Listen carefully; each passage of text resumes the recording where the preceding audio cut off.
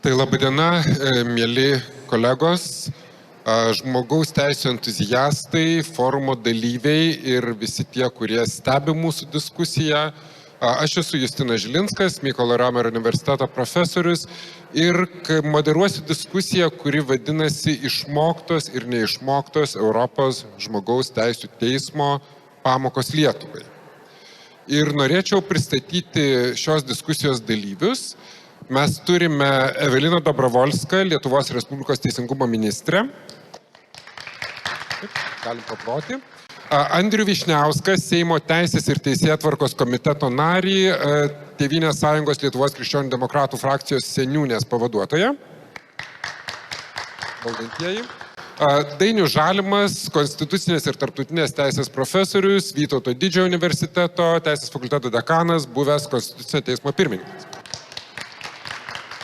Ir Marijus Dingilevskis, Eleks Valiūnas, asocijuotas teisininkas, žmogus realiai dirbęs su žmogaus teisų bylomis ir atstovavęs byloje Macatė prieš Lietuvą, apie tą bylą mes kalbėsim. Tai ir labai apgailestauju, nors diskusija buvo skelbta, kad dalyvaus dar ir 5 žmogus, tai yra Karolina Bubnytė Širmenė, kuri yra Lietuvos Respublikos vyriausybės atstovė prie Europos žmogaus teisų teismo, bet dėja jos šiandien nesulauksime, ištiko liga, o liga, kaip žinote, neklausia žmonių. Ar jiem ateiti ar neateiti, tai geriau, kad mus pasaugojo ir linkime Karolinai kuo geriausios sveikatos. Tai be kažkokių labai didelių įžangų, kokia tema šita yra svarbi, nes aš manau, kad visos temos, kurios yra svarstomos šiame forume, yra svarbios. Aš norėčiau pradėti nuo tokių esminių klausimų, atkreipdamas dėmesį į tai, kad vis dėlto šitas forumas tai nėra kažkokia specializuota teisininkų diskusija. Ir labai dažnai, kai mes kalbame apie žmogaus teisų teismus, apie žmogaus teisės, mes teisininkai, čia ir aš apie save tą patį galiu pasakyti, paskęstame savo tokiame profesinėme žargone, labai procesuose, procedūrose ir visose kitose dalykuose ir galiausiai kiti lieka netgi nelabai supratę iki galo tai, apie ką mes šnekame. Tai dėl to pačioj pradžioj aš tiesiog norėčiau, kad gerbiama teisingumo ministrė šiek tiek paaiškintų visiems čia susirinkusiems ir stebintiems šitą diskusiją, tai iš tiesų kaip veikia tas Europos žmogaus teisų teismas, kokie jo sprendimai, koks privalomumas, kokia priežiūra, kas yra peticija, kada ją galima pateikti ir panašiai. Tokia trumpa charakteristika, jeigu galima šito teismo, kuriame Lietuva jau ne vienerius metus dirba ir Teisingumo ministerija yra iš tų institucijų, kuri skirta atstovauti Lietuvos interesus ten tiek ginant Lietuvą, tiek, tarkim, jeigu Lietuvos piliečiai tenai bylinėjasi. Tai Evelina, labai prašyčiau. Sveiki visi. Turbūt mėginsiu gerbiamo moderatoriaus lūkestį atliepti ir nekalbėti kaip teisininkė. Konvencija yra mūsų Lietuvos įsipareigojimas, kad gerbsim viskas, kas parašyta konvencijoje, mėginsim visus savo sprendimus, ar tai yra reguliavimo įstatymų, ar tai yra viešojo administravimo institucijų sprendimus, grįsti tom pačiom vertybėm ir tais pačiais straipsniais, nepažeisti. Ir šiai dienai, kadangi mes turime Europos žmogaus teisų teismą, tai yra institucija, kuri, jeigu nesėkmingai nagrinėjama byla Lietuvoje, papildoma galimybė asmeniui kreiptis ir pasitikrinti. Tai nėra apeliacija, tai nėra kasacija, jeigu asmuo bylinėjasi skyrybų byloje ir nori kreiptis Europos žmogaus teisų teismą tiesiog, nes gal peržiūrė sprendimą, tai taip neveikia. Asmuo gali kreiptis Europos žmogaus teisų teismą tik tada, kai išnaudoja visą kelią procesinį Lietuvoje, bet taip pat mato, kad valstybė ar institucija pažeidė vieną iš konvencijos straipsnių, tai nėra papildomas teismas. Ir ką mes matome, Lietuva tikrai turi patirties, žmonės iš tikrųjų žino, kiek aš kalbuosi ypatingai su tarptautiniais teisininkais, tarptautinės teisės ekspertais, žinomumas apie konvenciją ir apie Europos žmogaus teisų teismą Lietuvoje yra pakankamai didelis, žmonės pakankamai aktyviai kreipiasi ir vėlgi nuo to mes jau turime ir pakankamai aktyvią teismų praktiką. Tai, ką mes galime matyti turbūt tendencijas iš Lietuvos pusės, Lietuva tikrai iš tų, kuris stengiasi gyvendinti teismo sprendimus. Ypatingai kalbant visai nesiniai, daugiau apie mėnesį atgal turėjau sutikimą su Europos tarybos generalinė sekretorė, jos pats pirmas klausimas man buvo, o tai kaip su ŽTT sprendimų įgyvendinimu. Ir tai, kad Lietuva šį vyriausybę į vyriausybės programą sąmoningai įrašė kaip vieną iš atskirų punktų Europos žmogaus teisų teismo sprendimų įgyvendinimą, tai yra mūsų brandos klausimas. Nebėra atskirų linijų teisininkai, kurie sau diskutuoja, kokia svarbi teismų praktika, ir politikai, kurie kažką ten mėgino su žmogaus teisėm daryti. Pagaliau mes turim labai integralią vyriausybės programos dalį, ypatingai jeigu mes kalbėtume apie Europos žmogaus teisų teismo sprendimus, kai kurie būna labai individualūs. Buvo pažeidimas, turim sumokėti baudas. Kompensacijas. Lietuva tą padaro.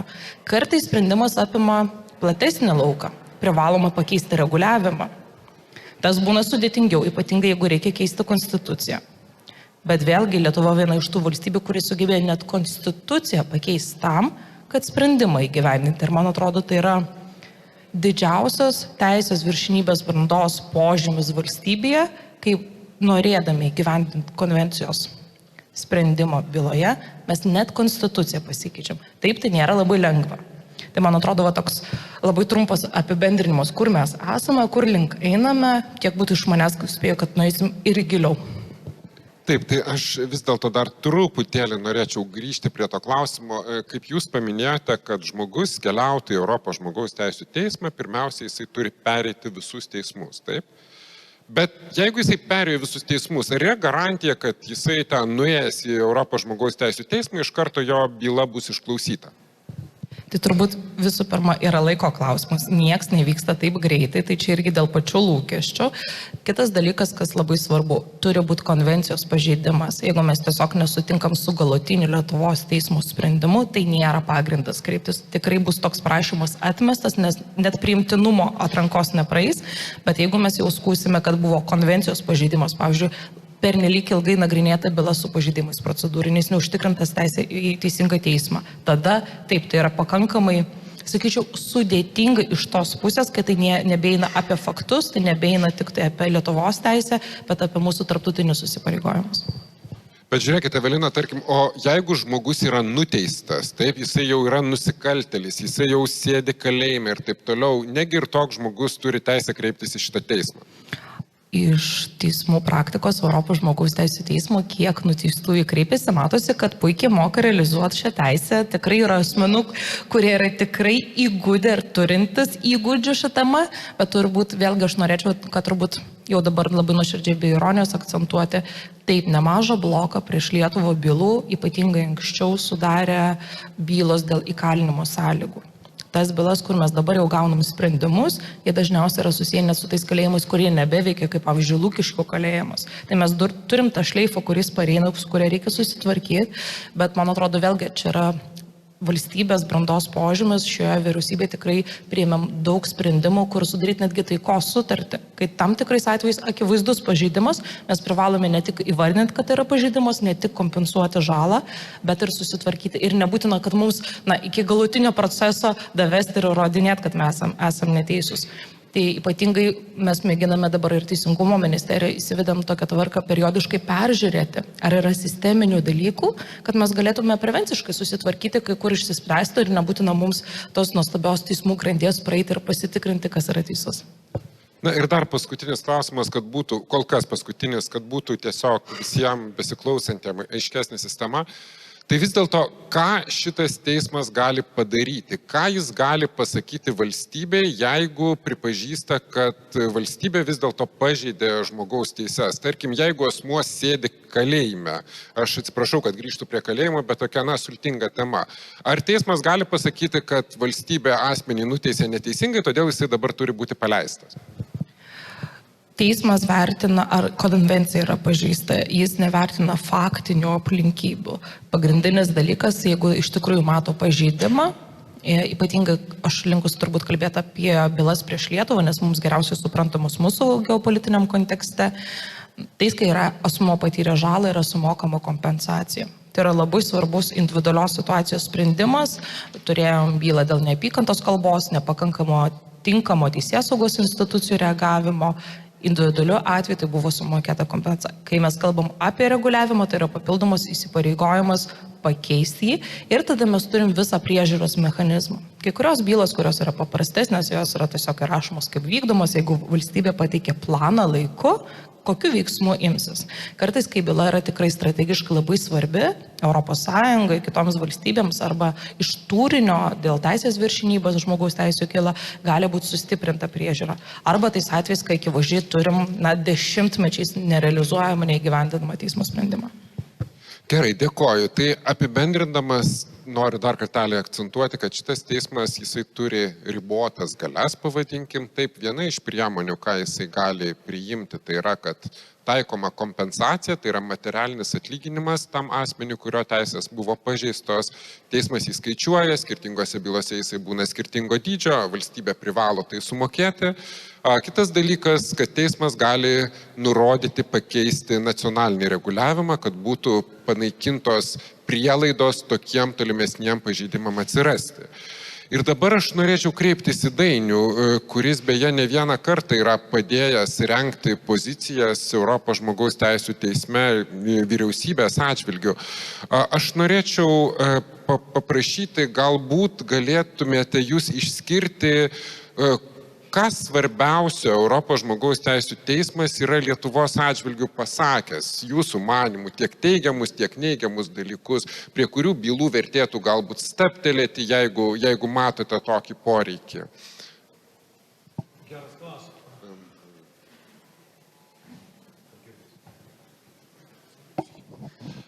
Klausimas, kurio iš tiesų trumpai turbūt neatsakysi. Daug galima, kiekviena byla, šiaip tam tikrą prasme jinai yra reikšminga ir dabar aš tiesiog specialiai nesusimaščiau, kurios bylos mano požiūriu Lietuvai būtų reikšmingesnės, nes matyt, čia reikėtų pagal laikotarpius skaidyti. Viena vertus, kada ministrė minėjo, buvo ta sisteminė problema įkalinimo sąlygų ir taip toliau.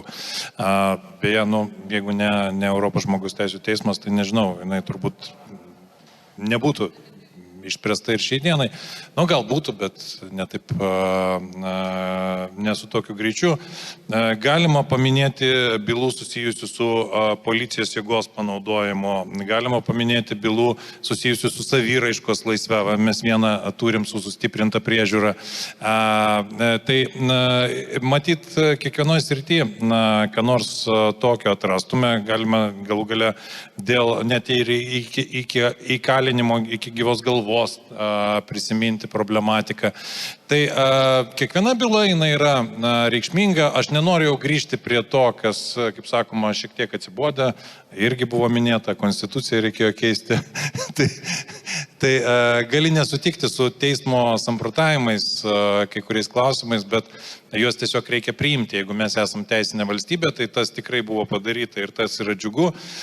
Man kas ypač galbūt paminėtina tokia bendraja prasme, kada iš tiesų susiduri su problema, kaip interpretuoti, pavyzdžiui, tam tikras žmogaus teisės ir laisvės konstitucijos požiūrių, tai nepaisant to, kad hierarchiškai konvencija yra ten žemesnės teisės galios aktas ir taip toliau, jau atrodo visiems dabar visiškai aišku, kad nėra jokio pagrindo konstitucijos aiškinti kitaip, negu jau nusprendė Europos žmogaus teisų teismas, aiškindamas Europos žmogaus teisų konvenciją, kadangi konvencija yra paprasčiausiai minimalus būtinas konstitucinis standartas. Tai ta prasme man yra turbūt džiugiausia ir čia bet kurioje srityje tiktų, iki to, kad net gali prireikti keisti iš tiesų konstituciją, jeigu to minimalaus standarto netitinka. Tai tą mes turime savo visą laiką užsifiksuoti ir neieškoti kažkokio specifinio nacionalinio standarto ten, kurio negali būti, nes Europos žmogaus teisų konvencijoje tvirtintos teisės, taip ten gali skirtis požiūris į ribojimus, atskirų, pavyzdžiui, politinių teisių srityje, savyraiškos teisės srityje, nes taip be abejo valstybės gali turėti tam tikras skirtingas istorinės, politinės ir panašias sąlygas, bet iš esmės tai yra tas standartas, kuriuo remiantis yra aiškintina ir konstitucija, nes konstitucinė teisė niekada nebus tokia turtinga ir plati žmogaus teisų požiūrių ir įkvėpimo šaltinis yra būtent ten.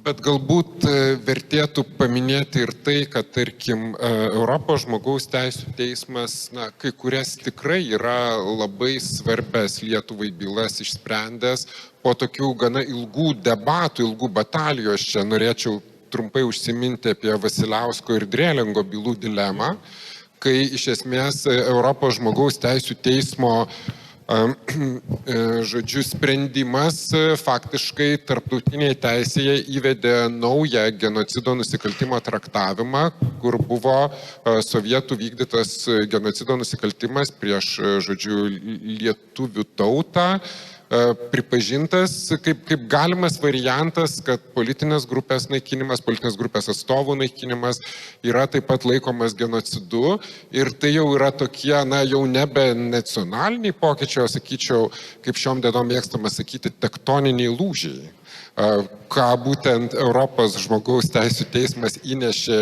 į žmogaus teisų traktuotę.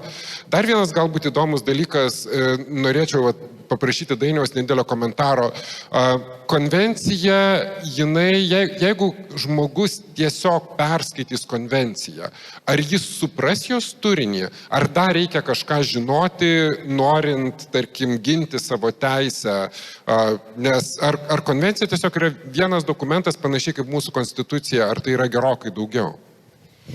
Aš pavadinčiau ją konvenciją iš to, ką ir minėjau, tokia mažąją konstituciją žmogaus teisų srityje. Kažkas, man atrodo, gal ir yra tai pavadinęs, būtent Europos žmogaus teisų konvencija. Ir tikrai perskaityti galima, suprasti galima, bet tikrai ne viską. Lygiai taip pat kaip, nežinau, konstituciją skaitant. Tai konstitucija nėra vien tik tai tekstas, taip ir Europos žmogaus teisų konvencija nėra vien tik tai tekstas.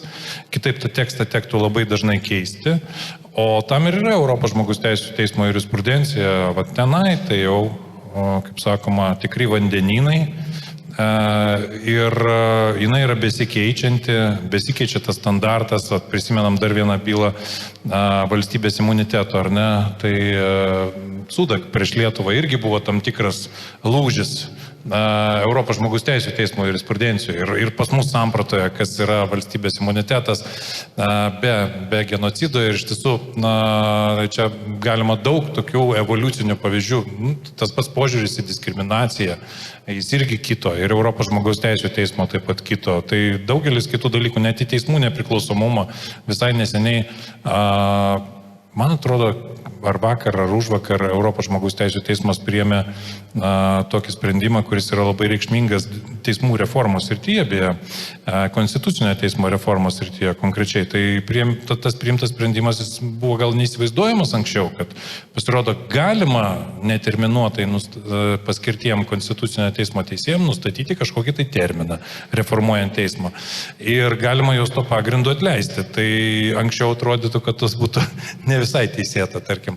Tai tikrai galima pasakyti, kad konvencijos, bet niekur nėra parašyta apie teismų teisėjų atleidimą konvencijoje, niekur nėra parašyta nei apie partnerystę, nei apie civilinę sąjungą, nei apie tai, kokią konkrečią informaciją ten galima skleisti ar galima riboti. Tai visa tai pažįstama tik tai iš teismo jurisprudencijos. Tai tikrai vien tik tai konvencijos teksto mes galim spėjamai nuspėti, kad galbūt čia yra teisėtas pagrindas nacionalinio saugumo interesais, pavyzdžiui, riboti tam tikrą žmogaus teisę. Bet tai bus tik tai spėjimas, kol mes nesusipažinsim su visa jurisprudencija, kuri su to susijusi. Kitaip tariant, tai yra ne tik konvencija, tai yra ištisa sistema, galima sakyti, ir gyva sistema. Tai yra kintant laikui, interpretavimas keičiasi, plėtojasi, vystosi ir panašiai. Dar vienas įdomus dalykas yra vėlgi, kad ją galima tiesiog remtis teismuose. Tai yra tas įdomus dokumentas, kad turime tarptautinę sutartį ir tiesiogiai, net ir Lietuvos teismuose mes galime pasiremti. Tai yra tikrai nemažai ypatybė. Dabar aš norėčiau pereiti prie dar vieno mūsų svečio. Tai yra Marijaus ir apgailėsiu dar kartą, kad neturime Karolinos, kuri yra, kaip sakiau, Lietuvos Respublikos vyriausybės atstovė prie Europos žmogaus teisų teismo, nes man tai labai įdomus tas jausmas, ar sudėtinga ginti valstybės poziciją, kai, kaip žmogus, tu žinai, kad gini neteisingą poziciją. Aš esu kažkada stebėjęs Vokietijos atstovės tokią, būtent kai jinai buvo tokioje funkcijoje, ir man tikrai nuoširdžiai buvo gaila to žmogaus, kad akivaizdi situacija, o jai reikia vis tiek atstovėti, reikia valstybės poziciją pristatyti ir panašiai. Tai Marijai buvo ne taip. Marijau, jūs atstovavote Neringą Matsatę arba rašytoją Neringą Dangvydę byloje, labai įdomioje byloje, apie ją irgi dar pakalbėsim, bet aš jūsų vis dėlto norėčiau paklausti tokių paprastų dalykų. Tai vis dėlto, kaip atrodo tas teisimosi procesas Europos žmogaus teisų teisme? Ar ten viskas taip romantiška, kaip serialuose, ateinate prieš teisėjus, siekiate įtikinti, kad ten jūsų, nežinau, ten jūsų garbę, ar ten, kaip ten kreipiatės į tuos teisėjus? Ar galėtume trumpai papasakoti, kaip jūs dirbate prie tos bylos? Tai taip, šiaip kalbant apie romantiką, tai turbūt ta romantika nėra tokia, kokia serialuose jinai vaizduojama. Romantika pasireiškia per, nežinau, argumentavimo kažkokią struktūrą ir panašiai, argumentų galvojimą ir po to išreiškimą. Šiaip šita byla buvo visai ypatinga tuom, kad vyko žodinis posėdis, ne visose bylose tokie posėdžiai vyksta. Ir tas posėdis vyko ir prieš didžiąją kolegiją, tai tos pompastikos tikrai galima buvo pajausti visai nemažai. Ir Karolina taip ten buvo, ir matėme, kaip atstovavo valstybę ir tikrai, kaip ir sakot, neatrodė, nedrasiai atrodė turbūt.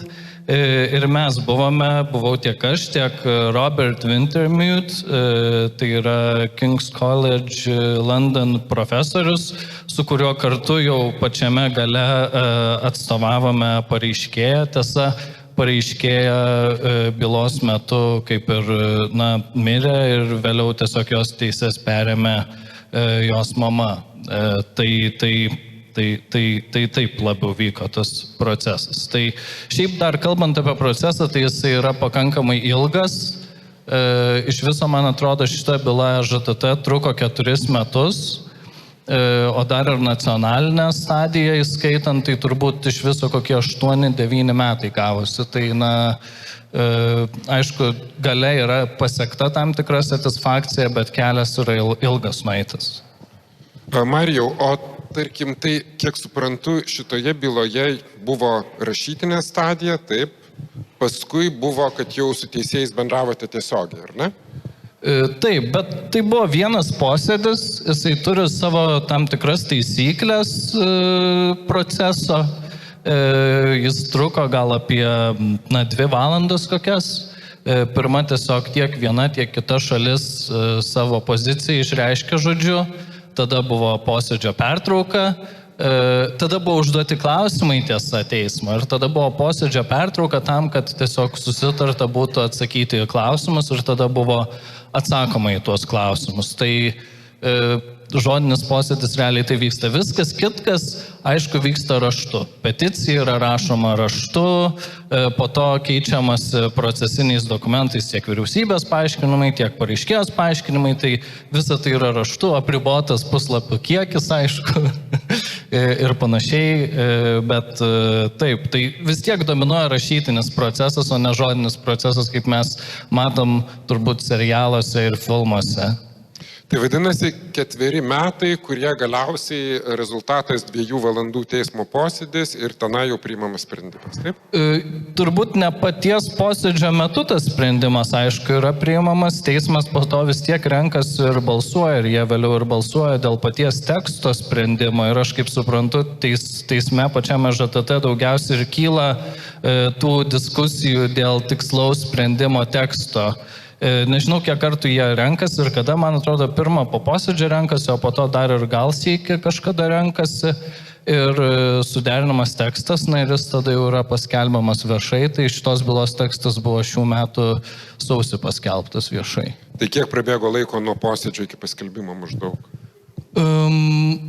Mažiau nei metai, man atrodo. Tai posėdis vyko berods 22 metų kovo 23, jeigu neklystu, o sprendimas 23 sausį paskelbtas. Tai šiaip čia visai, man atrodo, yra greitas tas suderinimas greitai įvyko.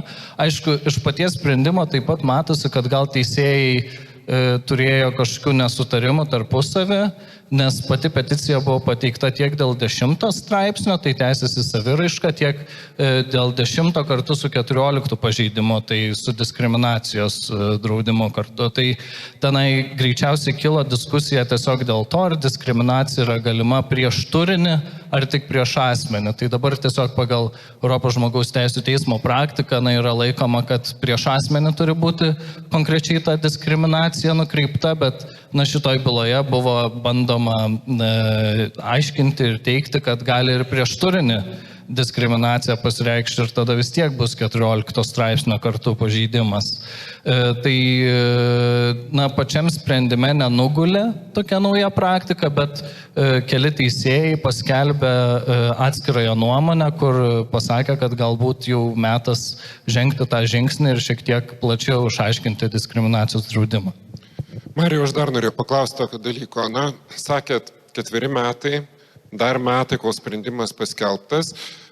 Būna ir ilgiau trunkančių bylų, tarkim, būna ten 10 metų trunka ir ilgiau. Man toksai klausimas, o tarkim, jeigu žmogus bylinėjasi Europos žmogaus teisų teisme, kaip jam finansiškai, tai yra brangus procesas? Tarkim, bet jūsų kontora ėmėsi šitos bylos, taip, tai vis tiek kažkas tą bylą turėjo finansuoti, kažkas finansavo keliones, kažkas finansavo jūsų darbo valandas, kitų darbo valandas, profesoriaus iš King's College'o turbūt. Kaip šitie klausimai yra sprendžiami? Tai yra, kada teisininkas ryžtasi paimti tą bylą ir kiek čia gali būti finansinio intereso ir kiek yra, nežinau, tokio geranoriškumo ir žmogaus teisų gynėjo mantijos, pavadinkim taip. Tai, šitoj byloj, tai mes, aišku, paslaugas teikiam nemokamai, tai buvo pro bono byla. Tai kaip finansiškai, ar tai apsimoka, ar ne, aš negaliu atsakyti, nes aš tiesiog neturiu su tuo susijusios patirties dabar. Bet, čia žinot, čia vis tiek daugiausiai turbūt yra tas kaip idėjinis kažkoks tai darbas, o ne kažkokios finansinės naudos siekimas. Ir jis dažniausiai vis tiek yra daromas tuo papildomu metu, nebūtinai darbo metu ir panašiai. Tai va, o kalbant apie keliones ir taip toliau, aš manau, čia tikrai nėra esminės kažkokios išlaidos. Čia esmė turbūt tas skirtas laikas. Ir tas laikas skirtas yra labiau, ne dėl pinigų, jisai tiesiog idėjinis laikas. Ir kaip paskatinti kitus, jūs klausėt, tokių bylų imtis, tai reikia apie jas kalbėti ir kalbėti pagarbiai turbūt, kad ir kiti norėtų su jomis dirbti. Aš manau, gal taip. Taigi, taip tariant, advokatai tokių bylų gali imtis pro bono, jeigu jie mato prasmę, ar ne? O jūs galėtumėt maždaug pasakyti, kiek jūs valandų dirbote prie šitos bylos, prie jos medžiagos, galbūt įskaitant ir šitą jūsų Dievo brangus Virginijus Mizaras, taip? Vytautas Mizaras. Prašau, Vytauto, taip, įskaitant, man atrodo, pradžioj prie šitos bylos dirbo Vytautas Mizaras, paskui perėmėte jūs. Tai ar galėtumėt pasakyti, kiek maždaug valandų reikėjo jums praleisti prie šitos bylos, kiek, kad būtent jinai pasiektų teismą, kad išnagrinėtų ir taip toliau? Tai mes su Vytautu tai nuo pat pradžių dirbom, tiesiog po to jis išėjo daryti dingesnių darbų. Taip, taip, tai tada su Robertu kartu jau tą bylą užsiėmėme. Tai šiaip tai čia labai laikui imlus yra aišku dalykas. Nes reikia labai, ypač šitoj byloj tiesiog, man atrodo, reikėjo labai gerai suargumentuoti ir labai daug informacijos pateikti, kalbant, tarkim, apie nepilnamečių nuo neigiamos informacijos apsaugos įstatymą, ar ne? Tai jo priėmimo aplinkybės, tai tiek kaip ir komitetuose jis buvo komentuojamas, tiek ir kokios buvo alternatyvos, kaip vėliau jis buvo interpretuojamas, kaip faktiškai taikomas vien tik tais realiai tos pačios lyties asmenų atžvilgiu, ar ne. Tai čia yra daug informacijos rinkimo visų pirma. Tai čia labai daug laiko tuomet tam reikia. O tuomet dar ir rašymas, ir tai yra kelių procesinių dokumentų apsikeitimas. Man atrodo, tai buvo 2 ar 3, kadangi buvo dar perduota jurisdikcija didžiai kolegijai. Tai, vienam tam dokumentui tu užtrunki kokias, nežinau, 2-3 dienas, jeigu taip labai pasišventi. Bet aišku, pačiai peticijai, tai yra surinkti informaciją ir taip toliau, aš manyčiau, čia kokios labai atidaus darbo savaitė kokia. Tai aš taip vat, jau neprisimenu, kiek tiksliai buvo. Prisimenu tik, kad kai jau siuntėm popierinį, tai vat buvo tiek puslapių ir reikėjo ant kiekvieno užrašyti tušinukų puslapių skaičių. Ir aš sėdėjau, rašiau ir DHL kurjeris laukia apačioje ir labai skubėjau ir man skambino ir sakė, kad tuo išvažiuos, o aš taip greitai vis tiek numeravau. Supratau. Na va, kaip matote, tas procesas tikrai yra sudėtingas ir vėlgi, man labai norėjosi, kad Marius papasakotų, kaip vis dėlto visi tie dalykai dedasi. Dabar aš noriu truputėlį su jumis pasidalinti statistiką Europos žmogaus teisų teismo, vėlgi, kad įsivaizduotume, kokia tai yra sistema, kaip ji dirba ir panašiai. Tai tarkim, 2021 metais buvo iš Lietuvos pateikta 428 peticijos, 2022 361. Iki 2023 metų Liepos pateikta 166 peticijos. Tai jeigu grubiai padauginsim, tai matyt irgi bus kažkur artėsim link 300. Tai yra stabiliai laikomės, tarkim, plus minus 400, žodžiu, ir matyt, kad tas srautas neslūksta. Bet įdomioji dalis prasideda toliau ir ką minėjo ministrė, kad tikrai ne kiekviena peticija praeina teismo filtrą. Tai yra, kad peticija turi būti ir tinkamai parengta, ir dėl tinkamo pažeidimo, ir tai neturi būti piktnaudžiavimas konvencija ir panašiai. Ir tarkim, jeigu žiūrim, kad kiek antroji stadija yra komunikacija su vyriausybė, kada peticijos medžiaga yra persiunčiama vyriausybė jau susipažinti, tai reiškia, kad teismas kaip ir nusiteikęs šitą klausimą nagrinėti, tai 2021 metais buvo 27 peticijos, 2022 34. O šiais metais 13, tai grubiai dauginam vėlgi iš 2 apie kokią 20, turbūt bus 26-30. Tai iš esmės matome, kad didžioji dalis vis dėlto viso to, ką žmonės kreipiasi į Europos žmogaus teisų teismą, yra atmetama. Ir nežiūrint viso to, vis tiek teismas sakoma, kad yra labai užkrautas. Tai yra, kaip minėta, bylos tęsiasi ilgai, sprendimų reikia laukti ilgai ir panašiai. Tai man tada kyla vėlgi toksai klausimas. Ir čia turbūt aš dar vis į Dainių norėčiau adresuoti, aš labai atsiprašau, kad vis dar teisininkų sferoje laikau šią diskusiją, tai perėsime prie politikų, bet tai ar šį teismą mes galime laikyti efektyviu? Kaip atrodo, Dainiau, jums? Žiūrint, su ko lyginsim. Nes jeigu palyginsim su tarptautinio teisingumo teismu, tai ko gero labai efektyviu, ar ne? Tikrai taip. Tai visada norisi, aišku, greitesnių sprendimų ir aš manau, pats teismas kartais diferencijuoja ir priima vienus sprendimus greičiau, kitus lėčiau, kai kurios galbūt tikrai paaiškinti sunku, kodėl ir 10-metį užtrunka. Tai tiesiog Manau, kad jį galima laikyti efektyviu vien dėl to, kad nieko efektyvesnio šiaip iš esmės tarptautiniai teisminiai sistemai nėra. Tai yra tikrai realiai pats efektyviausias tarptautinis teismas.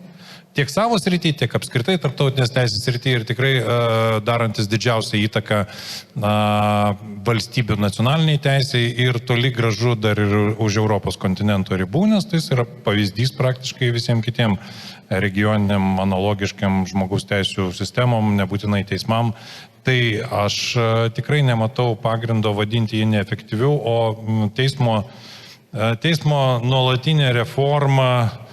Tai kiek aš prisimenu, kiek ir studijavau tarptautinę teisę, taip visą laiką vis ir galvojama, kaip čia patobulint, atsirado tas didelės žalos kriterijus, nelabai plačiai taikomas beje. Tai vėlgi matyt, aš manau neišvengiamai bus grįžtama prie to klausimo, kad vėlgi reikės turbūt galvoti, kaip gal teisėjų reikia padvigubint, kažkada gali būti ir tokių minčių. Gerai, taigi tikiuosi, kad daugiau mažiau įsitikinome, kad nežiūrint į tuos skaičius, teismas veikia, yra efektyvus ir vienas iš jo veikimų pavyzdžių gali būti tai, kad iš šito teismo pabėgo, žodžiu, Rusija, kai pradėjo karą Ukrainoje ir, tiksliau, kai didžiąją invaziją Ukrainoje suorganizavo, nes karą jinai jau pradėjo 2014 metais.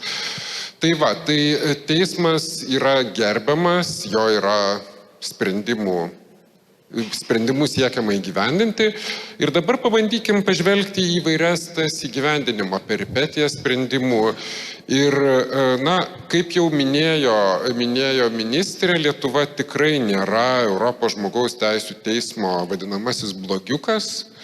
Ten tikrai yra valstybių, kurios turi daug rimtesnių problemų ir netgi pasitraukus Rusijai, beje, vėlgi įdomus faktas, Rusijos bylos yra ir toliau svarstomos. Iki tos datos, kai, žodžiu, jau nustoja jai galioti teismo jurisdikcija nuo pasitraukimo. Bet ir iki tol ten bylų Rusija turėjo tų taip vadinamų pilotinių bylų, ar kaip pasakyti, kur vienoje byloje priimamas sprendimas, o paskui kitos bylos jau beveik vertinamos automatiškai. Ir tai buvo bylos tikrai susijusios su labai sunkiais pažeidimais, ten 3 straipsnis, tai yra kankinimai, teisė į gyvybę ir panašiai. Tai dabar ir žvelgiant į Lietuvos situaciją, be abejo bylų turim, nesame patys blogiausi.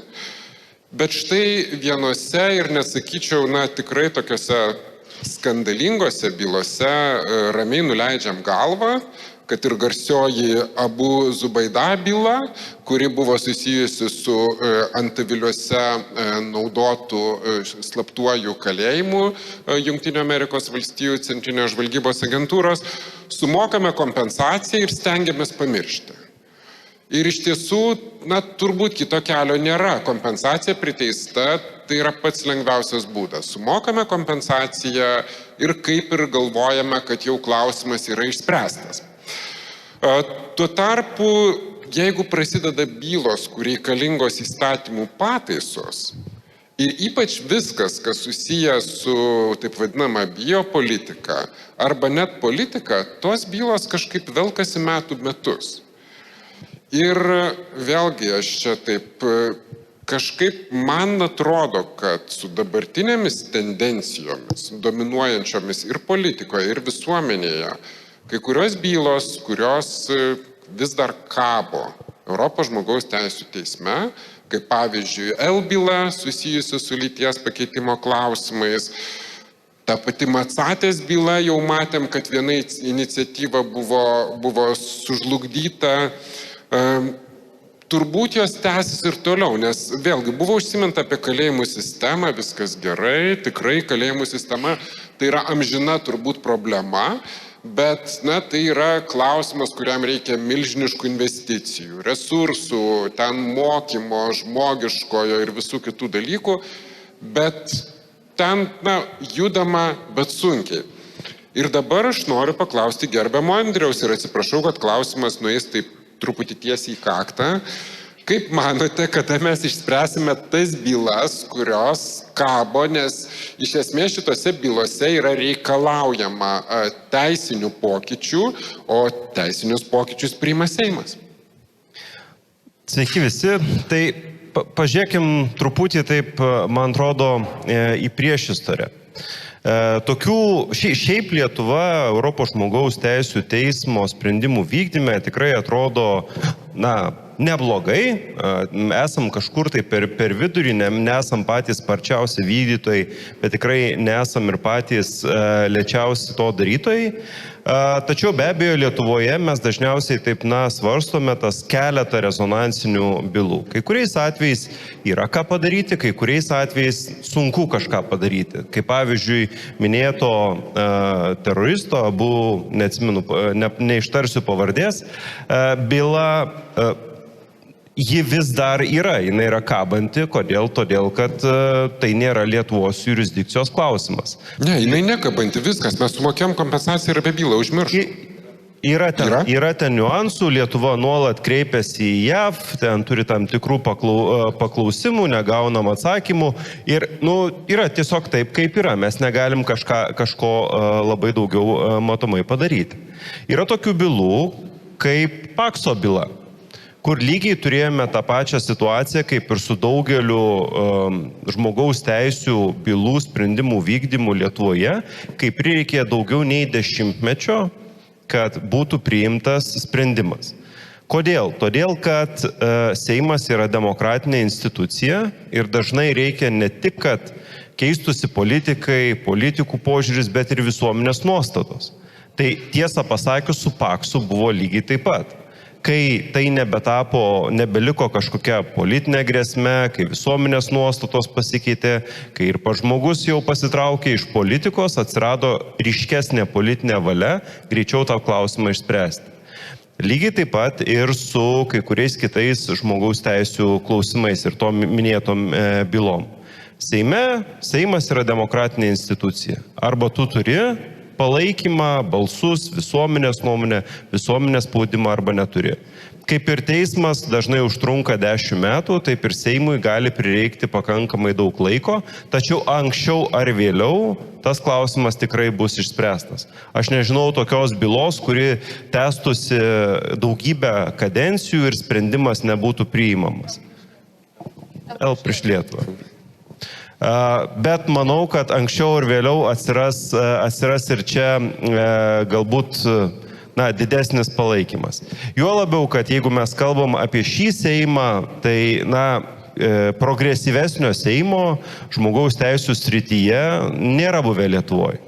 Manau, kad kita kadencija gali būti mažiau progresyvus dėja, bet po to tikriausiai gali būti ir tam tikras lūžis. Tai tiesiog tai yra demokratija, tai yra demokratijos kaina ir kai mes kalbame apie sprendimus, jų įgyvendinimą, turi keistis ir visuomenės nuomonė, nes nuo visuomenės nuomonės priklauso tai, kas yra Seime. Dėkoju. Taip, prašau, ministrė nori sureaguoti. Justina, jeigu leisi, tikrai nepradėsiu politinio dialogo su kolega, kurį tikrai gerbiu ir myliu savo koalicijos partnerę. Bet turbūt, ką verta pripažinti, kai mes kalbam, kaip atrodo Lietuvoje gyvendant sprendimus, mes tikrai atrodom labai neblogai. Aš tikrai kalbėtam tarptautinėje arenai, matau palaikymą ir sako, jūs sugebat padaryti nemanomus dalykus.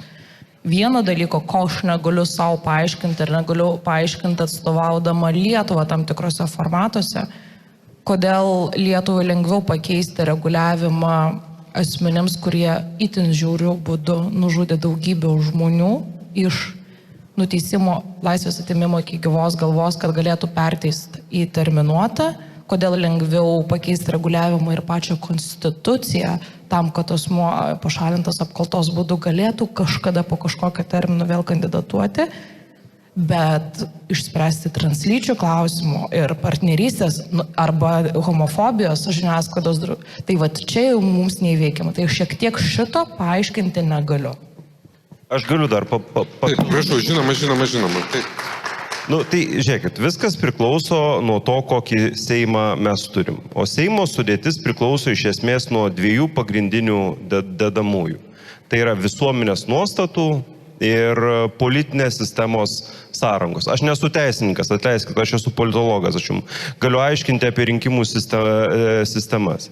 Ir mūsų viena iš tam tikrų problemų, kodėl mes turime kaip čia pasakyti, ne konservatyvesnį Seimą, bet Seimą, kuriame yra daugiau tradicionalistiškai mąstančių žmonių, tai yra vienmandatės apygardos.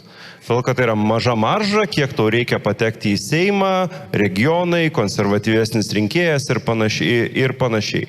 Kodėl Latvijoje buvo lengviau priimti civilinės sąjungos įstatymą? Jie turi proporcinę sistemą, pamažu dauguma augo ir visuomenės nuomonė keitėsi ir tas visuomenės nuomonės pokytis, proporcingumas gan greitai atsispindėjo ir parlamento sudėtyje ir balsavime. Mes to neturime, taip tai yra problema, aišku, mūsų sistema turi kai kurių kitų privalumų.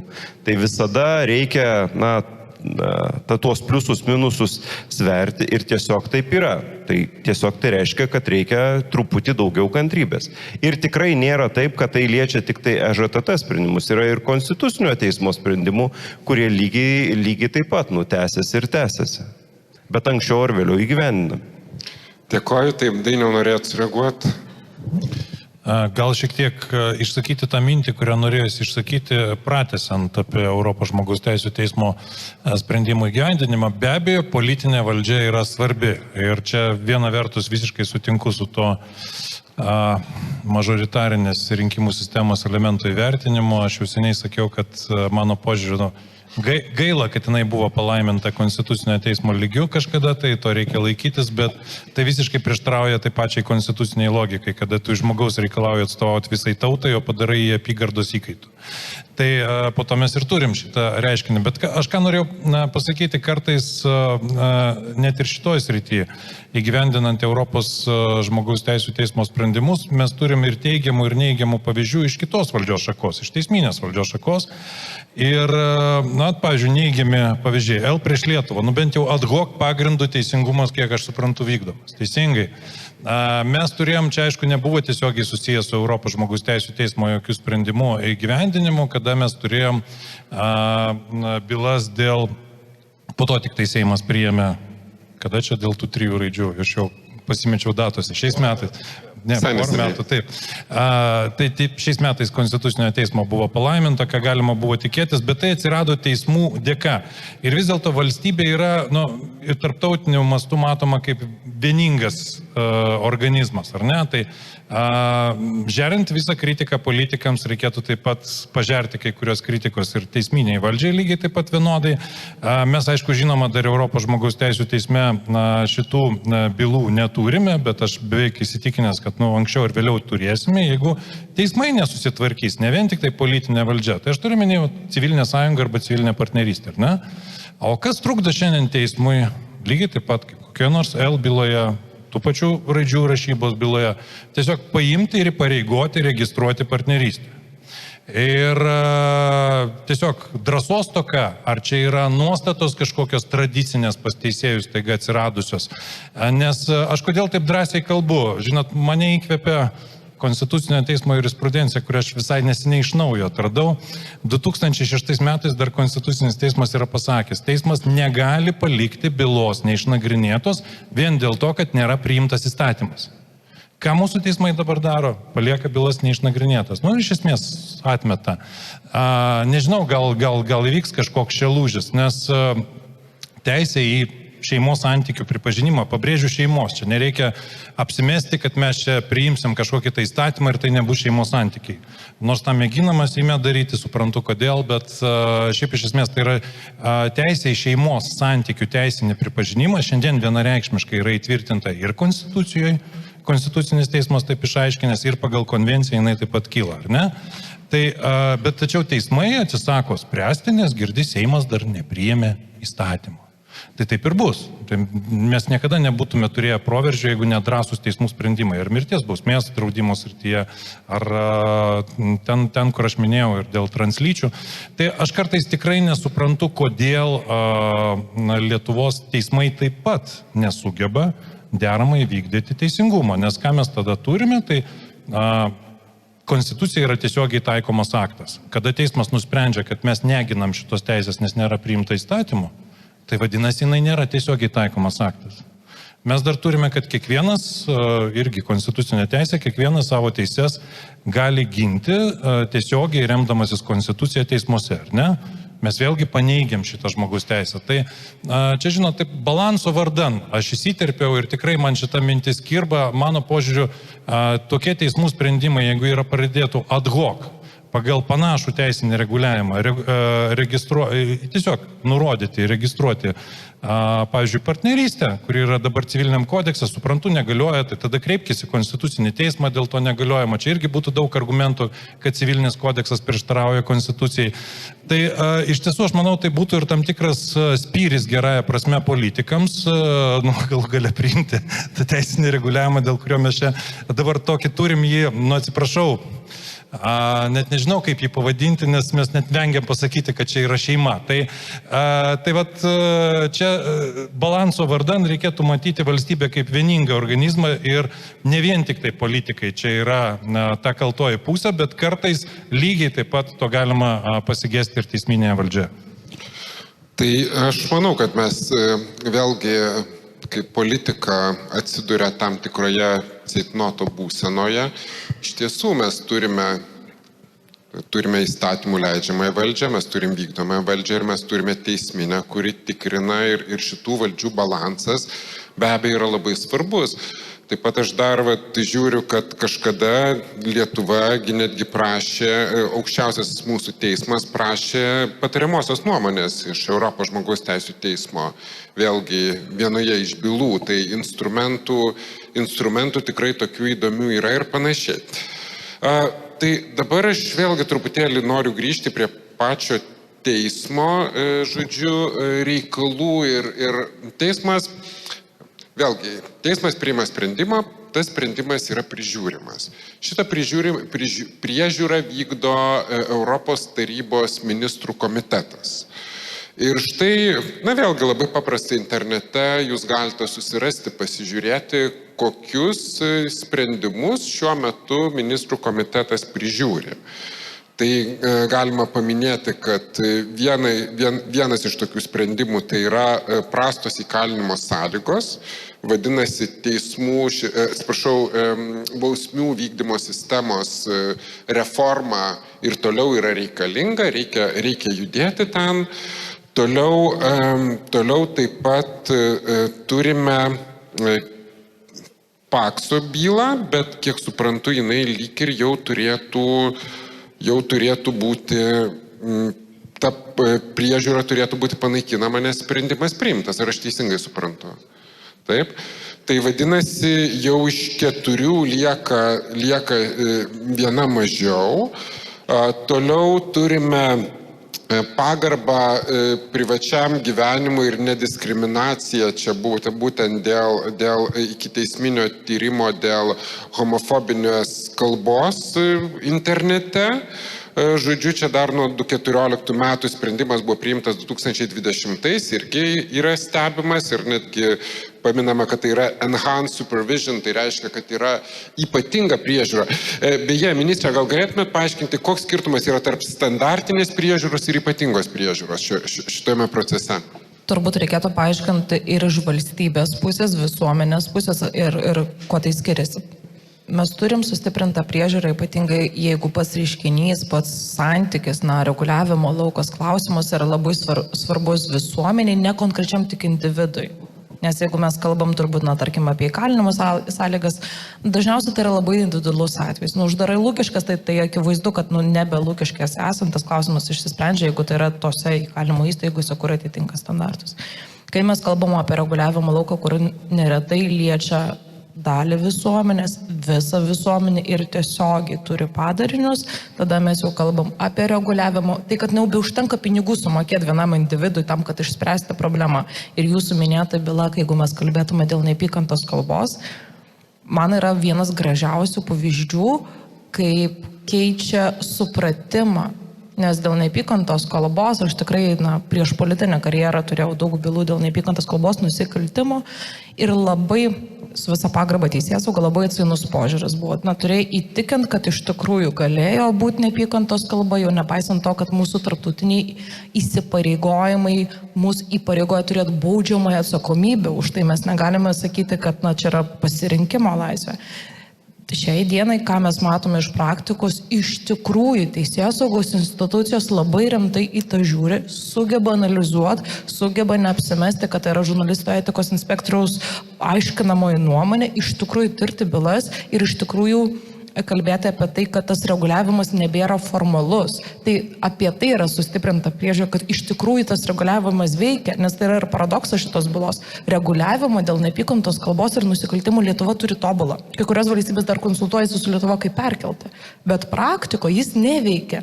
Ir tai, kad sugebama stebėti, kiek mokymų teisėsaugos institucijoms, kiek mokymų teisėjams, kiek mokymų prokurorams ta tema yra skiriama, kaip keičiasi teismų praktika, tai yra apie tai, kad iš tikrųjų suprastume ir kartais vieną statymą pakeisti neužtenka. Supratau.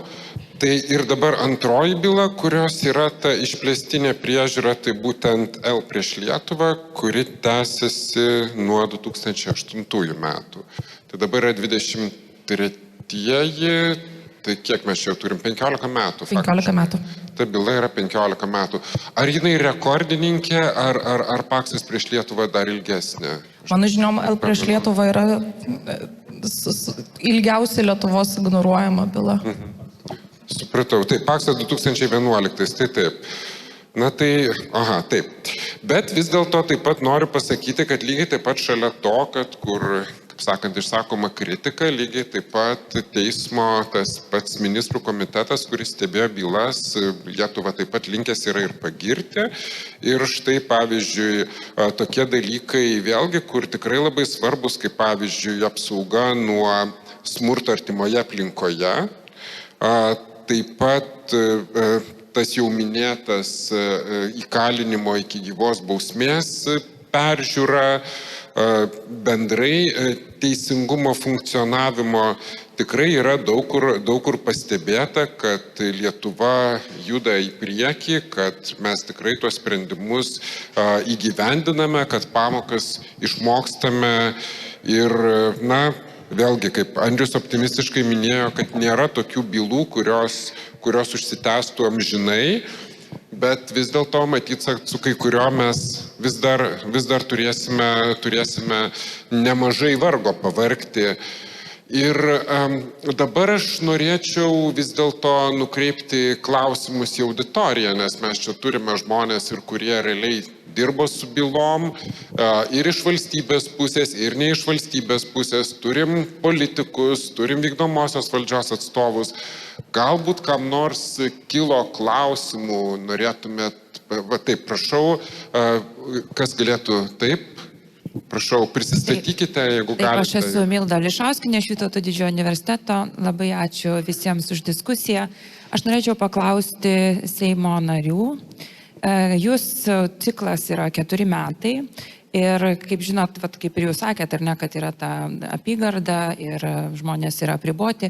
Aš noriu paklausti, vis dėlto per 4 metus, ar Seimo nariai vyksta į savo apygardą, ar partijos vyksta ir aiškina savo sprendimus ir kalbasi su savo rinkėjais būtent apie šitus probleminius atvejus, kurie jums atrodo, kad yra probleminiai. Nes man atrodo, žinot, aš esu sociologė, kai darai tyrimus, tai tu matai, kad žmonės, jie tam tokiam individualiam lygmenį, jie supranta, jie pažįsta, pavyzdžiui, to žmonės, ar ne, ir jie bendrauja, tos diskriminacijos ten labai retai gali aptikti kažkokią tai raišką. Ir man atrodo, kad tiesiog yra kažkoksai tai atotrūkis tarp Seimo sprendimų, tų diskusijų, kurias mes matom viešoje erdvėje, ir to žmonių gyvenimo, kuriame jie bendrauja su tai žmonėms, sakykime, ar tai būtų LGBT, ar tai žmonės su negale, ar tai būtų dar kažkokių kitų pažeidžiamų grupių atstovai. Tai man atrodo, kad man toks jausmas yra, kad yra atotrūkis. Ir aš norėčiau, kad jūs pakomentuotumėt, ar iš tikrųjų jūs dedate pastangas, kaip partijos, norinčios Lietuvos progreso, eiti ir kalbėti su žmonėmis, žmogaus teisų temomis ir aiškinti, pavyzdžiui, Europos žmogaus teisų teismo sprendimus ir jų naudą Lietuvai? Ačiū. Aš čia kaip vienintelis vienmandatininkas gal pabandysiu atsakyti. Tai atsakymas taip, bent aš galiu pasakyti apie save ir apie savo partiją. Mes bandom aiškinti ir kalbėtis, tikrai ne apie kiekvieną ŽTT sprendimą, duok dievę, tikrai neaiškinam, nes kai kurie, kaip ir matom, yra greičiau priimami, bet kai kalbam labiau apie žmogaus teisų klausimus ir kai tai pasiekia Seimą. Ir kai šią kadenciją turėjome tikrai keletą tų aštresnių klausimų, vienas yra civilinė sąjunga, kitas raidžių rašymas, trys raidės, tai visiškai natūralu, kad mes savo bendruomenėje turime diskusiją, kodėl to reikia su nariais, skyriuose, bendruomenėse ir tu negali išvengti to klausimo, nes, tai yra svarstoma nacionaliniu lygmeniu. Ir tu bandai aiškinti. Ir tiesą pasakius, tos nuostatos keičiasi. Ir ypatingai, kas liečia civilinę sąjungą, kas liečia tas pačias raidės, nuostatos keičiasi ir toj pačioj bendruomeniai. Mes tą paskui pajaučiam per apklausas, per kažkokius kitokius dalykus, per tai, kad tos temos nelieka vidinėme debate, bet problema galbūt yra kita. Tarkime, aš esu vienmandatininkas, aš tikrai drąsiai apie tai kalbu su žmonėm, be abejo nėra taip, kad aš, žinot, atvažiuoju į savo apygardą ir visur kalbu tik tai apie žmogaus teisės. Greičiausiai tu atvažiuoji klausyti žmonių problemų, nes yra ir iš jų kylančių dalykų. Bet problema yra tame, kad, pavyzdžiui, mano atveju aš turiu dar 3 kitus kolegas. Mes esam 4 mano apygardoje, jie yra išrinkti pagal sąrašą ir jie kalba visiškai į kitą pusę. Dėl to tu turi tokį politinį debatą, tas politinis debatas yra gyvas ir pamažu turi kažkada pasiekti finišo tiesiai. Ir man atrodo, tas pavyzdys šioj kadencijoje geriausias, tai yra dėl 3 raidžių. Mes priėmėme sprendimą ir debatas užsidarė. Šiandien tikriausiai Seime būtų politinės valios net ir diakritinių ženklų sutvarkyti. Kas yra kitas žingsnis. Kodėl? Todėl, kad nebėra diskusijos. Nes diskusija galiausiai pasirodė, kad buvo tik politikų galvose. Ne žmonių galvose. Žmonėms tas klausimas, kai kam rūpi, čia pasakysiu negražiai kaip vienmandatininkas, Vilniaus elitui, o šiaip regionuose tai ten niekam nerūpi tas klausimas. Bet tai nėra blogai. Tai nėra blogai. Nes jeigu labai rūpėtų ir vyktų labai didelis debatas, priimti būtų sunkiau. Tai manau, kad 3 raidžių klausimo išsprendimas parodo, kad per keletą metų, keičiantis ir visuomenės nuostatoms, politikų nuostatoms, atsirandant kitokiam interesų ir politikų interesų laukui, tarptautiniam dėmeniui ir panašiai, tu gali prieiti prie sprendimų. Taip pat bus ir su civilinė sąjunga ir kitais klausimais. Anksčiau ar vėliau tai bus padaryta ir aš neturiu abejonės, kad tai bus padaryta, kaip čia pasakykime, dabar 24 beveik, tai manau per 6 metus tas klausimas bus išspręstas. Aš turbūt taip. Tikėkime anksčiau. Galėčiau pildyti. Bet matau porą kolegų socialdemokratų, tai gali būti, jeigu bus viskas teisingai jų pusiai, kitais metais, manau, kad galima išspręsti. Klausimas mėnesio kada. Aš tai gal papildant, ką Andrius sakė ir netgi paantrinant iš visiškai kitos perspektyvos. Tai akivaizdu, kad Laisvės partijai nereikia savo rinkėjo ar bendruomenės įtikint, bet ką Andrius labai teisingai paminėjo, su kuo susidarė ir Laisvės partija. Ir aš asmeniškai, kai važiuoju tas kolegas paremti iš savo partijos, kurie kandidatavo savivaldos rinkimuose, ypatingai regionuose ir ten kalbėti šiais klausimais, yra labai daug Seimo narių ir politikų, kurie tiek pat investuoja ir dar daugiau laiko sieti baimę, dirbti su dezinformacija, gąsdinti, iš esmės, kalbant, kaip jūs minėjot, tiesiogiai su asmeniu, taigi mes puikiai suprantam, kad niekaip mano šeimos ir vaiko to neliečia, jeigu kažkas įgauna teisinį reguliavimą, kad nemokėt papildomų mokesčių už tai, kad partnerio turtą paveldės. Bet yra visiškai kita, kad yra demonizuojamos, susijęmos su nebūtais dalykais ir tai yra tas dvigubas darbas, kad visuomeniai tu ne tik pristatai ir paaiškini, bet turi ir paaiškinti, kodėl tie, kurie investuoja į baimės atmosferą, yra neteisūs. Ir tas yra be galo sudėtinga, nes kai mes turėjom skirtingo pobūdžio maršus, nuo COVID-o, gėjų, lenkų ir visko, tai kažkas randa už ko užsikabinti ir tada tampa jau sunkiai ta raizgalinė kažkokiu būdu suprantama. Bet ačiū, Andrai, pasakė apie politinę valią dėl dekreto atnešiu, patikrinsim. Taip, dėkoju už atsakymus, prašau, gal būtų dar klausimų. Taip, prašau, jūs pakeliat ranką pirmas. Taip, mikrofoną prašau. Sveiki, esu Tautvaldas, asociacija Kalinių sąjunga. Pakalbėsiu apie tą temą, kuri visiems atsibodusi. Tai būtent apie kalinius, situacijas įkalinimo įstaigose ir apie EŽTT 3 straipsnį. Išsakyta nuomonė, atsižvelgiant į retrospektyvą, su daugeliu išsakytų veiksnių taip sutinkame, viskas labai kaip ir neblogai, keičiasi įstatymas, uždaromos įkalinimo įstaigos ir tai vienareikšmiškai yra pozityvus dalykas. Tačiau visgi pastebim, kad keičiantis įstatymų kultūrai, keičiasi ir mentalitetas, ir identitetas kankinimo atžvilgių. Jeigu anksčiau būdavo plėtojama kvadratūros klausimas, tai dabar mums aštriai stovi maitinimas. Mačiau, atkreipiau dėmesį, vyriausias administracinis teismas priima sprendimą dėl kainų indeksavimas. Tai čia mes po truputį artėjom prie kažkokio tai sprendimo.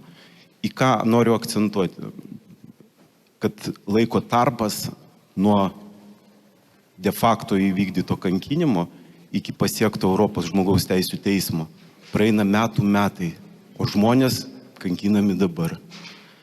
Tai ar nedėrėtų kažkaip sureguliuoti tą, sumažinti tą laiko tarpą, kad reaguotumėm kažkaip tai greičiau į visas situacijas?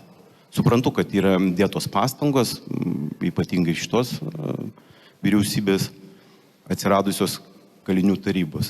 Tačiau kalinių tarybos yra persekiojamas eilinį kartą, pasikartosiu. Bet ateinant ir čionai, gavau iš Alytaus pataisos namų tarybos nario kopiją su atsakymu jam pateiktų informacijos prašymą.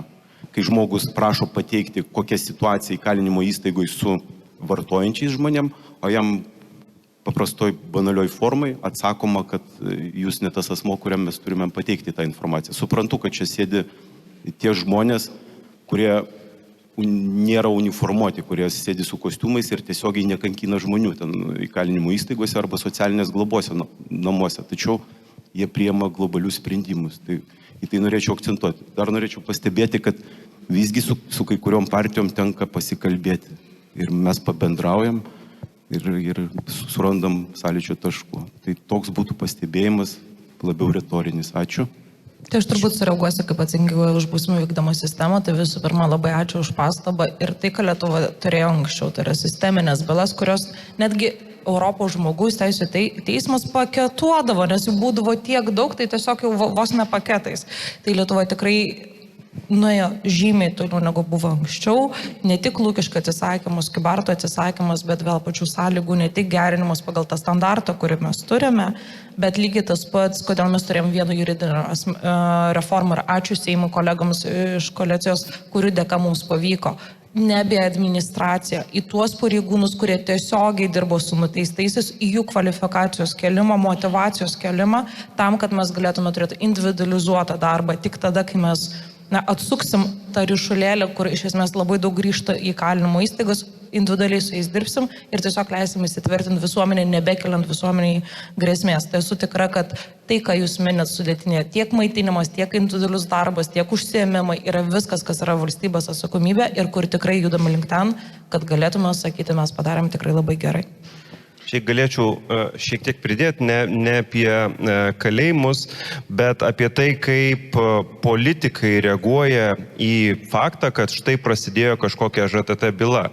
Ir man atrodo yra gerai, kad yra bandoma reaguoti iš anksto, kai gaunama peticija. Ir vienas atvejis pastaruoju metu, kuris buvo, tai dėl kriminalinės žvalgybos įstatymo.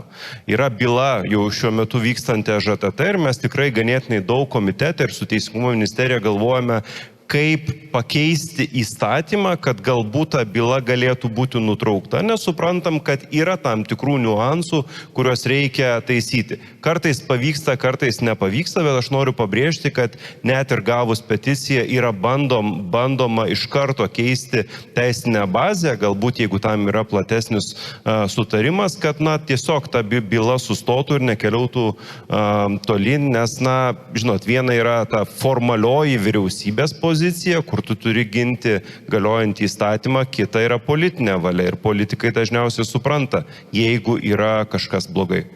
Aš tai gal priminsiu Andriui ir moderatoriui, nereikėtų demonizuoti vyriausybės. Dabar nėra Karolinos, kuri galėtų turbūt tai paantrinti. Vyriausybė kiekvieną kartą gavusi naują peticiją, kuri jau perdoma pateikti nuomonę, tikrai vertina. Ir tikrai ne vieną kartą, kur esame susėdę pažiūrėję, mes turim taikiai išspręsti, tai yra faktai. Tai vėlgi, tai yra brandos valstybės klausimas, lygiai tas pats įsitraukti į vyriausybės programą, kad nuo Konstitucinio teismo ŽTT sprendimų įgyvendinsim, parašyti ir mėginti iš tikrųjų tai padaryti, tai yra brandos klausimas, lygiai tas pats, kai mes gauname periodinius žmogaus teisų ataskaitos rekomendacijas, valstybė gali pasirinkti neigti ir ilgai diskutuoti, arba gali pasakyti, gal galim susitart, kaip mums tai padaryti ir kokiais terminais. Tai man atrodo, apie tai vyriausybė nėra suinteresuota sakyti, kad viskas su mumis gerai. Vyriausybė yra suinteresuota pasakyti, susitarkime, kaip ir kada tai padarysime. Aš tikrai savo nekėliau tikslo demonizuoti vyriausybę, nežinau, jeigu taip nuskambėjo, atsiprašau, aš stengiuosi būti neutralus kiek įmanoma.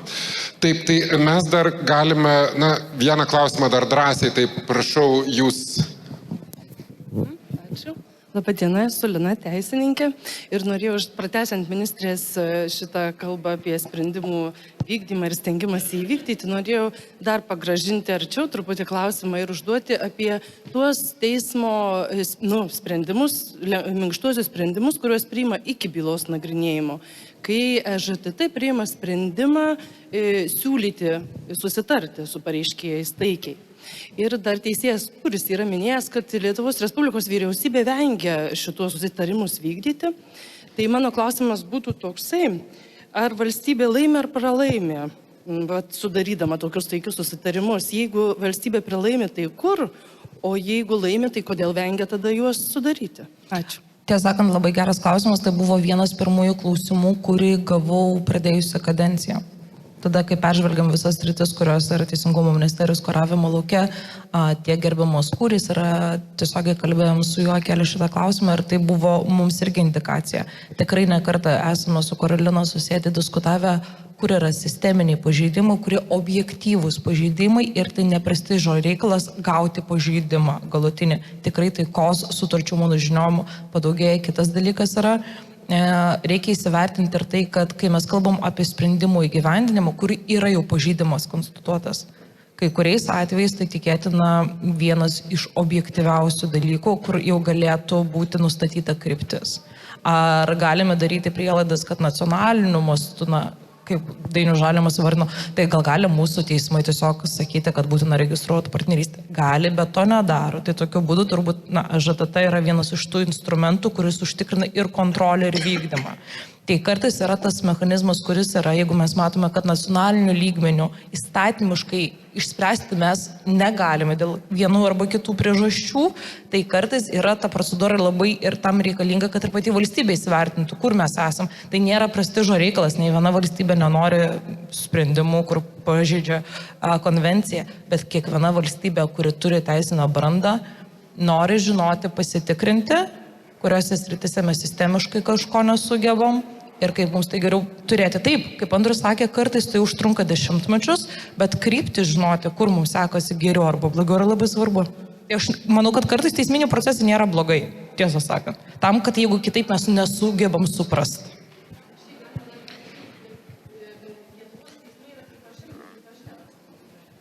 Taip, Lietuvos teismai yra pripažinę, aš kadangi įgarsinu, Lietuvos teismai yra pripažinę valstybės kaltę tam tikrais atvejais. Kadangi žinau apie konkrečią bylą, kurios kalba, tai aš nelinkus komentuoti atviros bylos. Supratau.